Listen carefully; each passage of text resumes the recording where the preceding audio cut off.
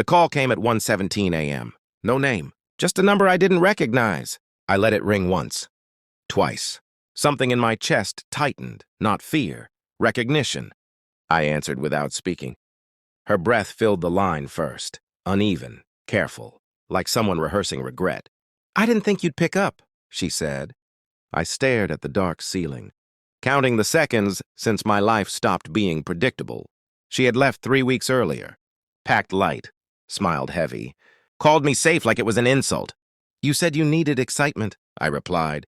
My voice surprised even me, flat, controlled, like I was already on the other side of something. Silence. Then softer. "I made a mistake." That word again, mistake. People use it when they want forgiveness without consequence. I hung up. Didn't block the number. Didn't need to, because the damage had already been done long before that call. It started with small absences. Late nights explained with laughter that didn't belong to me. A new scent on her clothes, sharp, unfamiliar, careless. I told myself it was stress, work, burnout, the slow erosion that happens in long marriages. But there was a moment. There's always a moment.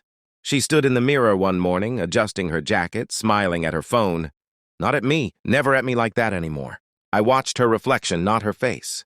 And in that glass, I saw someone preparing for a life I wasn't invited into. She said it one evening over dinner, casually, like a weather update.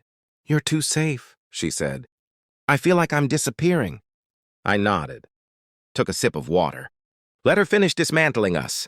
She left 2 days later. Didn't cry, didn't argue, just hugged me like I was a chapter she'd already read.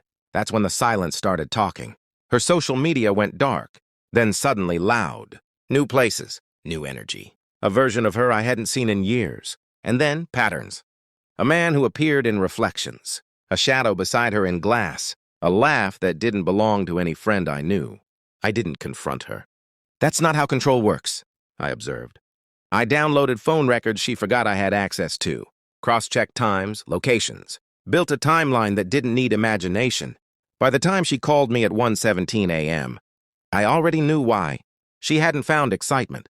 She'd found replacement. And replacements always fail faster than originals. I sat up in bed, finally smiling, not from joy, from clarity, because now the chase had begun, and this time, I wasn't the one running. She started texting the next morning. Long messages, careful words, too many apologies packed too tightly. I didn't reply. Silence does something to people who thrive on attention. It forces them to hear themselves. I watched instead. Her new life began leaking. Photos stopped coming. Smiles dulled. The man she chased, the excitement, was never meant to stay still. I knew his name before she said it. Knew his habits, his past. Men like him leave trails because they believe no one's patient enough to follow. I was. One night she showed up at my door, unannounced, unsteady. She looked smaller. Not fragile, exposed, like someone realizing the stage lights were never meant for her. "I didn't expect you to ignore me," she said. I stepped aside and let her in.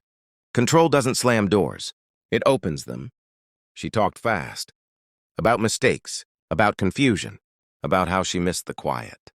I poured 2 glasses of water, sat across from her, listened. Then I placed my phone on the table, unlocked, turned it toward her. A single message thread. Dates, times, locations, screenshots she didn't know existed. Her breath caught. "You went through my things?" she whispered. "No," I said. I paid attention. She reached for the phone. I slid it back. Her hands started shaking then.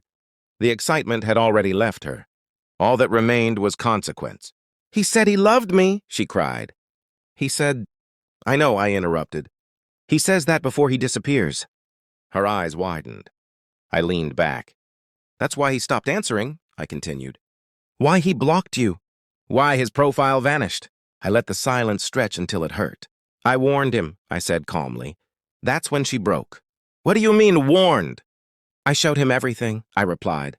"Our marriage, your promises." And then I asked one question. I stood. "Would you trust someone who discards safety for thrill?" She collapsed inward. Not screaming, not dramatic, just hollow. "You ruined this on purpose," she whispered. I smiled, not cruelly, precisely. "No," I said. I let it reveal itself. She looked up at me then, eyes desperate, chasing something she could never outrun again. I want to come home, she said.